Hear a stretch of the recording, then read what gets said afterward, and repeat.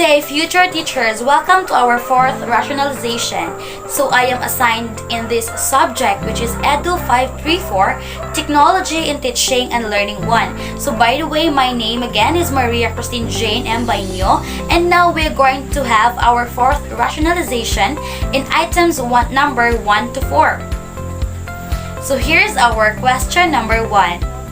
You are blank literate if you know how to identify an article, if it is reliable or not, or relevant or not. Is it letter A, media, letter B, information, letter C, communication, or letter D, digital?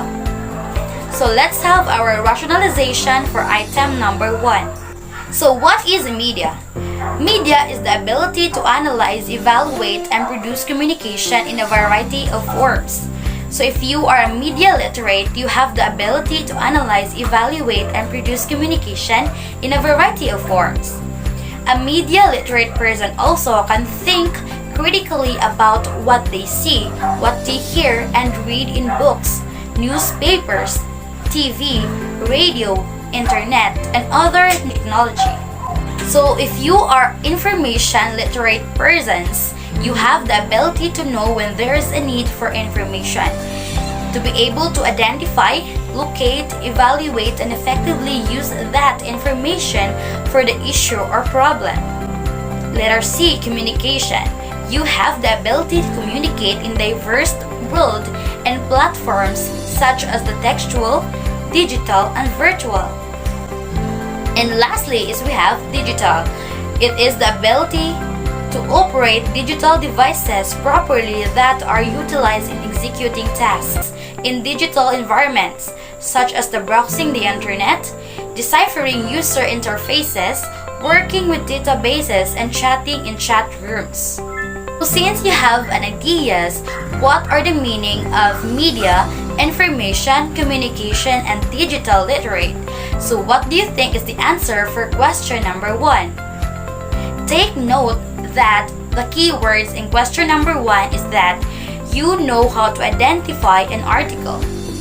So that means the correct answer for question number 1 is it's letter B, information. Because here in question number 1, it is being asked what kind of literate are you if you know how to identify and locate an article in terms of its reliability or relevance. So the correct answer for question number 1 is letter B, information. So moving on to our second question is we have the following are the roles of ICT in education exam.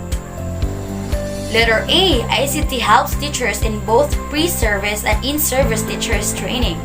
Letter B, ICT also helps teachers to access with institutions and universities. Letter C, it helps teachers to communicate with other teachers. Letter D, it helps in improve teaching skill and helps in innovative teaching. Let's have our rationalization for question number 2. So here are the roles of ICT in 21st century's teacher education. So by the way, I have searched in the Google that there are many roles of ICT in 21st century, but I did not include all of them in our slideshow. But of course, if you wish to browse more about the rules of ICT in 21st century, you can download this link and download the PDF file. So here are the rules of ICT that I included in our slideshow. We have here, ICT helps teachers in both pre-service and in-service teachers training. ICT also helps the teachers to access with institutions and universities. ICT also helps in improve teaching skill and helps in innovative teaching. Going back to our question number 2. So what do you think is the answer? The correct answer for question number 2 is letter C. It helps the teacher to communicate with other teachers. So this answer does not belong to the roles of ICT in education. So moving on to our third question as we have here, an understanding of the manner in which technology and content influence and constrain one another. teachers need to master more than the subject matter that they teach. They must also have a deep understanding of the manner in which the subject matter can be changed by the application of particular technologies. So as you can see, the question itself is very lengthy. But of course, in order for us to answer this question, let's have a closer look about the keywords that we can see in this question. So we have here, technology and content influence and constrain one another. So the technology and content can influence and constrain one another. So there are an involvement of technology, content, subject matter, and of course the application of particular technologies. So remember those words. So here are the choices for question number 3. We have here letter A, content and knowledge, or CK. Letter B, technology knowledge, or TK. Letter C, technological content knowledge, or TCK. And letter D, pedagogical knowledge, or PK.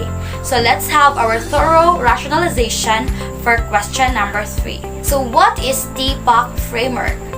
So TPOC is a framework that introduces the relationships and complexities between the 3 basic components of knowledge, such as the technology, the knowledge, and pedagogy. So by the way, if you wish to read more or further browse the TPOC framework, you can access the link I provided in our slideshow, or you can search in the Google what is the TPOC framework. So there are 3 basic components of knowledge, which are technology knowledge, content knowledge, and pedagogical knowledge. But there are 7 components that are included in the TPOC framework.